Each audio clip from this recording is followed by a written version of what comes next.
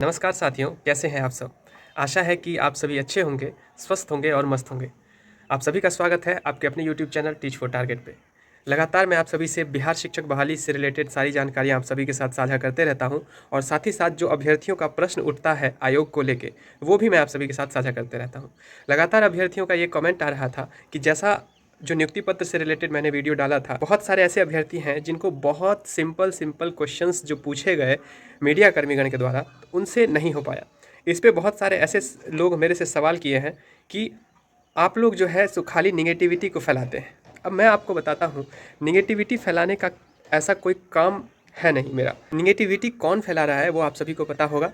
अगर मैं बात करूँ कि सिंपल क्वेश्चंस अगर बीपीएससी का फुल फॉर्म या फिर उनके चेयरमैन का नाम या फिर उससे सिंपल सा जो भारत के उपराष्ट्रपति कौन है, ऐसे ऐसे क्वेश्चंस में अगर अभ्यर्थी फंस रहे हैं और जो है वो एक मान्यता प्राप्त बीपीएससी आयोग से एग्ज़ाम पास करके एक शिक्षक पद के पर वो जो है सो उनका चयन हुआ है और उनसे अगर वो प्रश्न पूछा जाता है और उसमें भी उसको प्रॉब्लम हो रही है, तो ये निगेटिविटी मेरे द्वारा नहीं फैलाई गई है। ये निगेटिविटी जो है उनके द्वारा फैलाई जा रही है कि वो लोग आखिर इतने सिंपल क्वेश्चंस का आंसर क्यों नहीं दे पाते हैं। मेरा प्रश्न ये था कि अगर आयोग के द्वारा इतना एक तो मतलब इतना ज़्यादा कट ऑफ गया, फिर भी अभ्यर्थियों का जो सिलेक्शन हुआ, तो उनका जो एलिजिबिलिटी होगा, उनका जो नॉलेज प्रोसेस होगा, उनका जो थॉट प्रोसेसिंग होगा, वो कहीं ना कहीं जो अभ्यर्थी सफल नहीं हुए हैं उससे ऊपर होगा, तभी तो वो छांट के वहाँ पे गए हैं। मैं मानता हूँ कि उनको अपने सब्जेक्ट्स में उनका नॉलेज होगा, हो सकता है उनका करंट अफेयर नहीं अच्छा हो, लेकिन ये तो करंट अफेयर का क्वेश्चन नहीं था, बहुत आसान क्वेश्चन था जो कि सिंपल अगर भारत के राष्ट्रपति, उपराष्ट्रपति, प्रधानमंत्री इसके बारे में अगर पूछा जाता है, अगर अभ्यर्थियों से ये क्वेश्चंस नहीं हो पाता है, तो कहीं ना कहीं ये तो निगेटिविटी वो लोग फैला रहे हैं। खैर, उस बात को साइड करते हैं।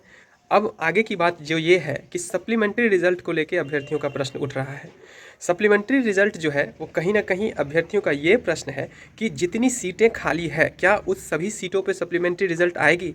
हर एक अभ्यर्थियों के मन में इस बात का प्रश्न उठ रहा है कि जो पेपर के कटिंग के माध्यम से बताया जा रहा था कि 14,000 कुछ 15,000 के आसपास जो है वो टोटल सीटें जो है वो सप्लीमेंट्री रिजल्ट उस पर आएगी, लेकिन यहाँ पे जो अगर सीटों को देखें तो आपको कम से कम 25,000 के आसपास सीटें बच रही है। जैसा कि आप लोगों ने भी देखा होगा, बहुत सारे चैनलों के माध्यम से भी इस बातों को रखा गया है कि 25,000 से 30,000 के आसपास जो है वो टोटल सीटें हैं लगभग। अब उन सभी सीटों पे सभी अभ्यर्थियों का प्रश्न है कि सभी सीटों पे रिजल्ट जो है वो सप्लीमेंट्री रिजल्ट जारी हो। जितने भी अभ्यर्थी का 1 या 2 मार्क्स से उनका रह जा रहा है, तो उन सभी अभ्यर्थियों के लिए एक बेहतरीन मौका हो जाएगा और उनको भी सिलेक्शन मिल जाएगा। अगर मान के चलिए आपके पास सीटें खाली है, अगर जितने भी अभ्यर्थी क्वालिफाई कर गए हैं और अच्छे अच्छे मार्क्स लेके घर में बैठे हुए हैं, अगर उनको सप्लीमेंट्री रिजल्ट के दौरान उनको अगर मौका मिल जाएगा, तो उन लोगों के लिए तो बेहतरीन एक तरह से अपॉर्चुनिटी हो जाएगा।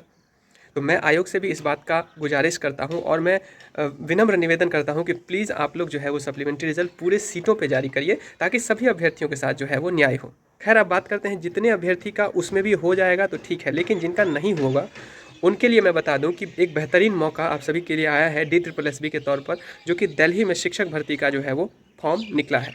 आप लोग जो है वो DSSB का फॉर्म भरिए, आप सभी अपने अपने सब्जेक्ट्स पे जिनका भी पकड़ होगा, और वहाँ पे यहाँ से ज़्यादा कंपटीशन होगा क्योंकि वहाँ पे पूरे देश के बच्चे जाएंगे और वहाँ का फैसिलिटी बहुत अच्छा है जो टीचर को मिलता है, और साथ ही साथ जो है उसका जो कॉम्पिटिटिव एग्जाम्स का जो सिलेबस है वो भी थोड़ा अलग है। अपने सब्जेक्ट्स पे तो नॉलेज होना ही चाहिए, और साथ ही साथ आपका जो है वो पार्ट, उसमें देखिए क्या होता है कि 2 पार्ट में उसका एग्ज़ाम होता है, पार्ट ए और पार्ट बी। पार्ट ए में क्या होता है कि जनरल पेपर, जैसा कि आपने बीपीएससी में भी दिया होगा, जो शिक्षक बहाली हुआ था उसमें भी दिया होगा पार्ट ए और पार्ट बी। तो यहाँ पे क्या था कि 80 और 40 का रेशियो था। 80 नंबर का आपका अपने सब्जेक्ट से पूछा जाएगा, 40 मार्क्स का जो है वो आपका जीके जीएस से पूछा जाएगा। लेकिन यहाँ पे क्या हो जाता है कि आपका 100 और 100 यानी कि 200 मार्क्स का आपका पेपर होगा, और उसमें भी अगर बात करें तो 100 मार्क्स का जो आपका पेपर होगा उसमें आपका जो है वो 20-20 मार्क्स का, जैसे कि 20 मार्क्स का जीके हो गया, 20 मार्क्स का रीजनिंग हो गया, 20 मार्क्स का मैथमेटिक्स हो गया, उसके बाद आपका 20 मार्क्स का हिंदी और 20 मार्क्स का जो है वो आपका इंग्लिश। ये सारी सब्जेक्ट्स जो है वहाँ पे पूछे जाते हैं पार्ट ए में। पार्ट बी की अगर बात करें तो आपका जो अपना सब्जेक्ट होगा वहाँ से आपको क्वेश्चन पूछे जाएंगे, वो भी आपका 100 मार्क्स का होगा, और उसका आपका पेडागोजी भी पूछा जाएगा, 20 या 25 नंबर का आपका उसमें पूछा जाता है। तो कहीं ना कहीं आपका सब्जेक्ट्स जो है वो लगभग रिलेट करता है, बस वहाँ पे क्वेश्चंस, नंबर ऑफ क्वेश्चंस ज़्यादा होंगे और आपको जो है वो उसमें उस हिसाब से प्रिपरेशन करना पड़ेगा। लेकिन हाँ, वहाँ पे आपका यहाँ से ज़्यादा कंपटीशन देखने को मिलेगा।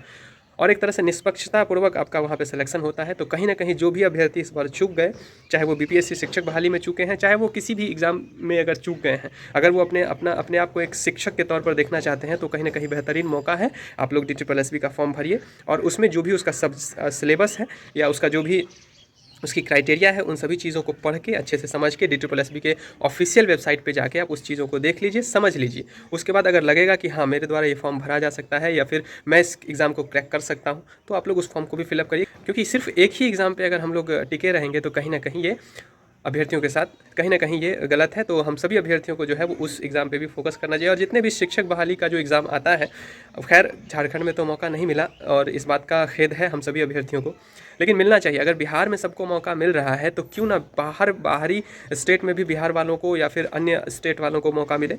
ये सिर्फ बिहार के लिए ही तो बिहार ही दिल खोल के करे, ये तो सही बात तो है नहीं। सभी राज्यों से ये निवेदन है कि कम से कम जो डोमिसाइल है तो सभी राज्यों को हटाया जाए, नहीं तो फिर बिहार में भी लगाया जाए। ये मेरी मांग है बिहार सरकार से। और आशा है कि आप लोगों के लिए ये वीडियो हेल्पफुल रहा होगा। अगर हेल्पफुल लगा होगा तो वीडियो को लाइक कर दीजिएगा और चैनल पे आप लोग नए होंगे तो चैनल को सब्सक्राइब कर दीजिएगा। मिलते हैं नेक्स्ट वीडियो में, तब तक के लिए आप सभी का बहुत बहुत धन्यवाद।